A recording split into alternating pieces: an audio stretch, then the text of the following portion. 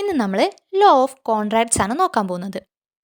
ഈ law of contracts Indian contract act 1872 ഇതിനെ base ചെയ്തിട്ടുള്ളതാണ്. ഇത് came in to force on September 1, 1872 1872 September 1 ഇത് നിലവിൽ വന്നത്. ഈ കോൺട്രാക്ട് ആക്റ്റിൽ കരാറുകൾ, രണ്ട് വ്യക്തികൾ തമ്മിലുള്ള കരാറുകൾ, അത് വ്യക്തികളോ അല്ലെങ്കിൽ രണ്ട് രാജ്യങ്ങൾ തമ്മിലുള്ളതോ അങ്ങനെയുള്ള കരാറുകളെ സംബന്ധിച്ചിട്ടുള്ള നിയമങ്ങളാണ് ഈ കോൺട്രാക്ട് ലോയിൽ പറയുന്നത്.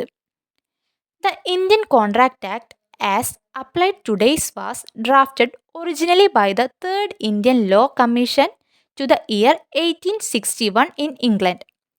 The contract bill tried to define laws relating to contracts, sale of movable properties, indemnity, guarantee, agency, partnership and bailment.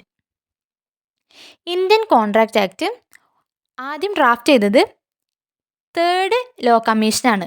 1861 ഉണ്ടായിരുന്ന തേർഡ് ലോ കമ്മീഷൻ ഇംഗ്ലണ്ടിലെ, അതിലാണ് ഈ കോൺട്രാക്ട് ആക്ട് ആദ്യം ഡ്രാഫ്റ്റ് ചെയ്തത്. ഈ ബില്ല് ഇന്ത്യയിൽ sale of movable property, indemnity, guarantee ഇതിനൊക്കെ base ചെയ്തിട്ടാണ് ഇന്ത്യയിലുള്ളത്. The bill was not the complete law of contract but the aim of the bill was to suffice the need of the country for a considerable period of time, and during that period judges of the courts were taking the help of English laws in determining the case when they failed to arrive at the judgments by considering the justice, equity and good conscience. അതായത് രണ്ട് കരാറുകൾ തമ്മിലുള്ള ഒരു bill, അതാണ് ഈ contract act എന്ന് പറയുന്നത്. ഇതിൽ ആ കരാറുകൾ തമ്മിലുള്ള ഒരു സമയപരിധി, അതുപോലെ അതിൻ്റെ ഡ്യൂറേഷൻ, ഇങ്ങനെ കാര്യങ്ങളൊക്കെ ചർച്ച ചെയ്യാനാണ് ഈ കോൺട്രാക്റ്റ് ആക്ട് ഉണ്ടായിരുന്നത്. അന്നത്തെ കാലത്ത് ഈ ജഡ്ജസിന് അതിലെ അതിൻ്റെ ജഡ്ജ്മെൻറ്റ് പുറപ്പെടുവിക്കാൻ ടൈമിൽ എന്തെങ്കിലും സംശയങ്ങളോ അതുപോലെ അവർക്ക് എന്തെങ്കിലും ബുദ്ധിമുട്ടൊക്കെ തോന്നുകയാണെങ്കിൽ അവർ ഇംഗ്ലീഷ് ലോനെ ബേസ് ചെയ്തിട്ടാണ് ഇത് ചെയ്തിരുന്നത്.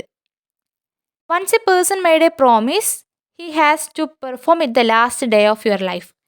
ഒരു വ്യക്തി അയാളുടെ ഒരു പ്രോമിസ് ചെയ്തിട്ടുണ്ടെങ്കിൽ അത് അയാളുടെ അവസാനം വരെ അത് സൂക്ഷിക്കണം എന്നാണ് ഈ കോൺട്രാക്ട് ലോയിൽ പറയുന്നത്.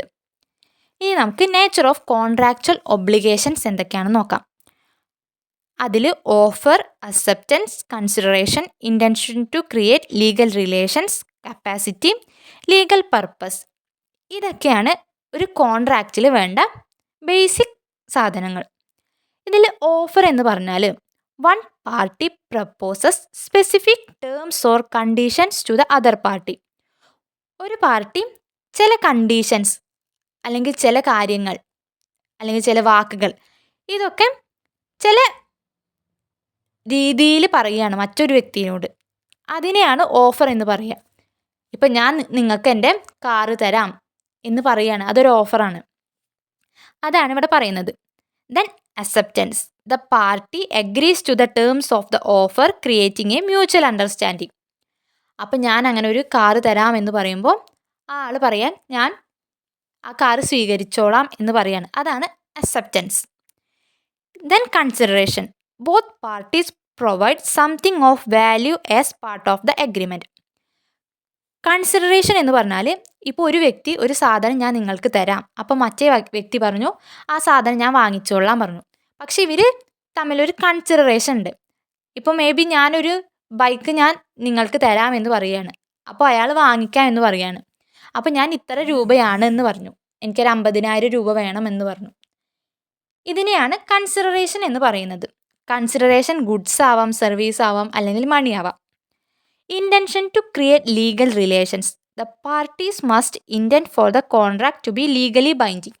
ഒരു കോൺട്രാക്റ്റിൽ ഏർപ്പെടുമ്പോൾ അത് നിയമം അനുശാസിക്കുന്ന രീതിയിലുള്ളതാവണം. Capacity, the parties involved must have the legal capacity to enter into a contract.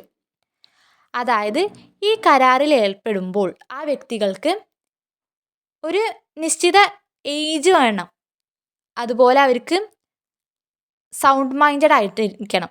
ഇങ്ങനത്തെ കാര്യങ്ങളൊക്കെയാണ് ഈ കപ്പാസിറ്റി എന്ന് പറയുന്നത്.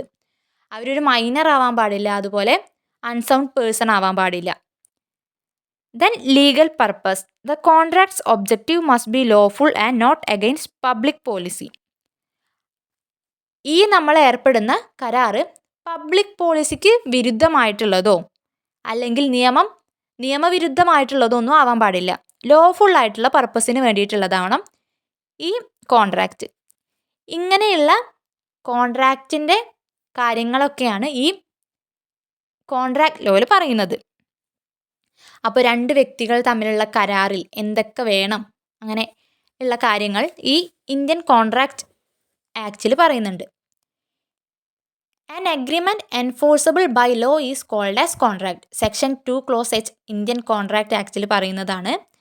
An agreement enforceable by law is called as contract. ഇനി നമുക്ക് ചില സെക്ഷൻസ്, മേജർ ആയിട്ടുള്ള കുറച്ച് സെക്ഷൻസ് ഏതൊക്കെയാണെന്ന് നോക്കാം കോൺട്രാക്റ്റിൽ. സെക്ഷൻ 2 ക്ലോസ് എയിലാണ് പറയുന്നത് ഓഫർ അല്ലെങ്കിൽ ഒരു പ്രപ്പോസൽ എന്താണെന്ന് പറയുന്നത്. When one person signifies to another his willingness to do or to abstain from doing anything with a view to obtaining the assent of that other to such act or abstinence, he is said to make a proposal. അതായത് ഒരു വ്യക്തി അയാളുടെ willingness, ഒരു സാധനം തരാം എന്ന് പറയുന്ന ഈ കാര്യമാണ് പ്രപ്പോസൽ അല്ലെങ്കിൽ ഓഫർ എന്ന് പറയുന്നത്. ഇത് സെക്ഷൻ 2 ക്ലോസ് എയിലാണ് പറയുന്നത്. Then promise section 2 clause ബിയിലാണ്.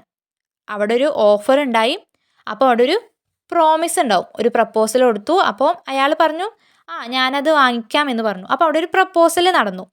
ഇതിനെയാണ് സെക്ഷൻ 2 ക്ലോസ് ബിയിൽ പ്രോമിസ് എന്ന് പറയുന്നത്. പ്രോമിസർ ആൻഡ് പ്രോമിസി എന്നുള്ള സെക്ഷൻ 2 ക്ലോസ് സിയിലാണ് പറയുന്നത്. ആരാണോ ആ പ്രപ്പോസൽ മേക്ക് ചെയ്തത് അയാളെ പ്രോമിസർ എന്നും ആരാണോ അത് അക്സെപ്റ്റ് ചെയ്തത് അയാളെ പ്രോമിസി എന്ന് പറയുന്നു. ദെൻ കൺസിഡറേഷൻ സെക്ഷൻ 2 ക്ലോസ് ഡിയിലാണ് പറയുന്നത്. കൺസിഡറേഷൻ പറഞ്ഞാൽ ഒരു മൂവബിൾ പ്രോപ്പർട്ടി ആവാം, അല്ലെങ്കിൽ മണി ആവാം, ഗുഡ്സ് ആവാം, എന്തും ആവാം എന്ന് നമ്മൾ പറഞ്ഞിട്ടുണ്ട്. Then agreement. എന്താണ് ഒരു എഗ്രിമെൻ്റ് എന്ന് പറയുന്നത് സെക്ഷൻ 2 ക്ലോസ് ഇയിലാണ്. Every promise and every set of promises forming the consideration for each other, that is an agreement. Then section 2 clause എഫിൽ റെസിപ്രോക്കൽ പ്രോമിസസ് എന്തൊക്കെയാണെന്ന് പറയുന്നുണ്ട്. Then section 2 clause G void agreement. Then contract, Indian contract എന്താണെന്ന് section 2 clause എച്ചിലാണ് പറയുന്നത്. ഇതെല്ലാം കോൺട്രാക്റ്റിൻ്റെ ഒരു basic കാര്യങ്ങളാണ്. ഇനി നമുക്ക് നെക്സ്റ്റ് ക്ലാസ്സിൽ ക്ലാസിഫിക്കേഷൻ ഓഫ് കോൺട്രാക്റ്റ് എന്തൊക്കെയാണെന്ന് നോക്കാം.